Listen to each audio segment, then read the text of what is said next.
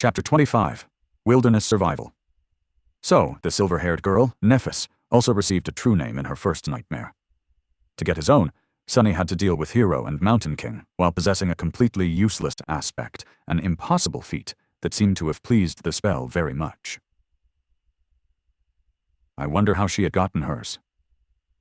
Sleepers in the cafeteria were struck dumb by the revelation of this achievement. They were staring at the screen with astonishment, fear, and admiration. Listening to their excited whispers, Sunny felt a childish desire to scream, "Me too! I have one too!"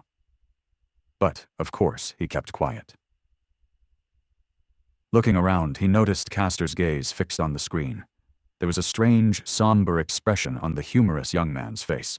But the weird thing about it was that, as far as Sunny could tell, Castor wasn't looking at the line of text containing the true name. Sift. Instead, he was staring at the line of text that read, Nephis, as though the girl's actual name held more meaning to him than the one given by the spell. Interesting. Do they know each other? Why would a lofty legacy know someone who came to the academy in a police-issued tracksuit? And speaking of Nephis, where was she? Sunny glanced around the cafeteria and quickly noticed the silver-haired girl, who was sitting quietly in a corner with a cup of coffee in her hands. She wasn't paying a lot of attention to the commotion, seemingly immersed in her thoughts. Her gray eyes were serious and distant. A sleeper with a true name? That's impossible. It's technically possible.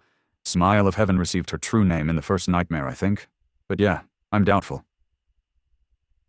Maybe she lied in the interview. Are you stupid? If it was that easy to deceive the administrators, the crazy pervert from yesterday would have been in the first place instead. Sunny's face twitched. Crazy pervert, huh? Well, why don't we just ask her? Suddenly, there was a deafening silence in the cafeteria.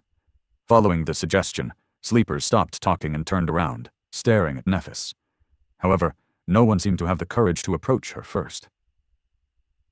Finally sensing something, she raised her eyes and looked at them with surprise. What? Even the blind girl, Cassia, turned in the direction of her voice. After a couple of moments, Castor suddenly walked over and made a small bow. Lady Nephis, I am Castor from the Han Li clan. I see that your trial went well? Lady. Why is he addressing her that way? And he had to introduce himself. So, they don't know each other? Interesting.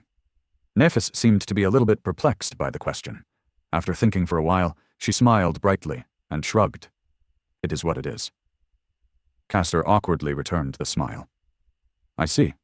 I am very glad that you returned unharmed. Not that I doubted your abilities. Nephis nodded. Thank you. After that, she returned to her coffee, indicating that the conversation was over, or simply oblivious to everyone's attention. Sunny sighed. How mysterious. There were a lot of thoughts on his mind. However, none of them could distract him from the most important thing: breakfast. A few seconds later, he had forgotten all about the awkward dynamic between Castor and Nephis, and was happily shoveling down his food. The wilderness survival classroom was spacious, tastefully decorated, and completely empty. Sunny even thought that he was mistaken, but then spotted a gloomy instructor sitting behind a wide wooden desk. Noticing him, the instructor perked up. Come in, young man. He was a lively old man with messy gray hair, absent-minded eyes, and a pair of bushy eyebrows that seemed to jump around on their own. I'm awakened Julius. You can call me Teacher Julius. Sit down, sit down. What's your name? Sunny obediently sat down. It's Sunless. Julius raised his eyebrows. Ah, what an ominous name. But that is good, very good. After all, we have to deal with a lot of ominous things. Sunny carefully looked around. I'm sorry, teacher. Did I come too early? No, you're right on time. Are other students late? The instructor grunted with incredible contempt. No one else is coming. Those brutes are only interested in swinging their fists and swords around. Very few are smart like you and know the true value of knowledge. Oh, so it was that unpopular. Sunny inwardly sighed, hoping that he won't regret the decision to abandon combat training in favor of this course. Say, young man, why did you choose wilderness survival, of all things? There was no point in hiding the true reason. Not that Sunny would have been able to anyway. The awakened that monitored me during the first nightmare, Master Jet, had advised me to study it above all things. A very wise advice. That Master truly knows what's important. Wait, did you say Jet? His eyes widened. Soul Reaper Jet? That murderous savage? Who would have thought that a barbarian like her would know the value of intricate knowledge? Soul Reaper? Sunny's curiosity was piqued. Teacher, do you know Master Jet? Julius carefully looked behind his back before answering. Who doesn't know the Soul Reaper? She might not be the most powerful awakened out there, but she is certainly one of the most feared. That's because her aspect abilities disregard flesh and target soul cores directly, which means that no amount of armor, damage resistance, and physical protection can stop them. He leaned forward. The only good thing is that she's young and not likely to become a saint anytime soon, or even ever. Yes, luckily, there's a very low probability that she'll ever advance. Sunny blinked. Why? Julius looked at him as though trying to comprehend how someone could be so ignorant.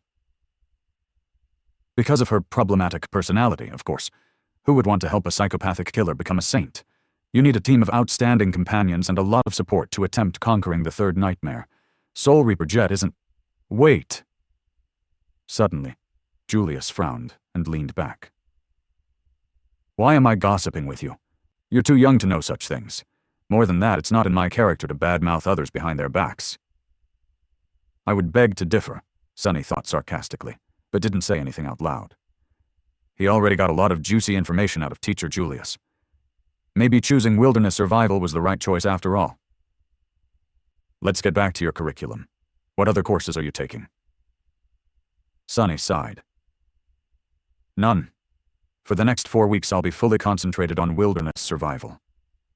Julius stared at him for a whole minute, an expression of utter astonishment written clearly on his face. Then, slowly, an excited gleam appeared in his eyes. Finally, he grinned. Wonderful. This is wonderful. You're such an astute young man. Don't you worry. In 4 whole weeks, I will make you immortal.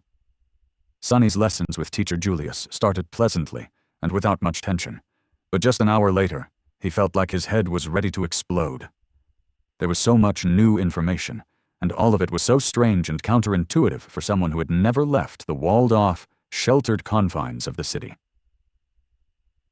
From time to time, Julius gaped at Sunny's lack of knowledge and relevant experience. However, he had a good attitude and an endless enthusiasm for teaching. Whenever Sunny stumbled, he would patiently slow down and allow his student to catch up. The curriculum that Julius planned out was practically insane. There was an endless amount of theoretical knowledge to learn, practical lessons both in virtual reality and the real world, numerous subjects and weird things to study. There were even several lessons dedicated exclusively to learning the basics of several dead languages of the Dream Realm. Why would I need to learn new languages? Sunny thought with self-pity. The spell automatically translates everything. But Julius was uncompromising. The spell is not a translator. Do you think it has the time to express the intricacies of human speech? Let's say you're seeking shelter in a ruin and find an inscription that reads, "Certain death ahead." There are 30 words for death in the rune language. Just by knowing the runes, you'll be able to deduce what kind of danger there is. On the first day, they studied until the sun was about to set. Only then did Julius decide to let Sunny go. Mentally exhausted and lamenting the fact that he had to miss lunch and dinner, Sunny decided to gently remind his teacher about the importance of food for maintaining high levels of concentration tomorrow. After returning to his room, he fell on a chair and stared blankly into the distance for a while. Then, as though remembering something, Sunny turned to his shadow. Right. He had a lot to accomplish before supper. He observed the shadow for a few seconds, and then grinned. Let's see what you can really do.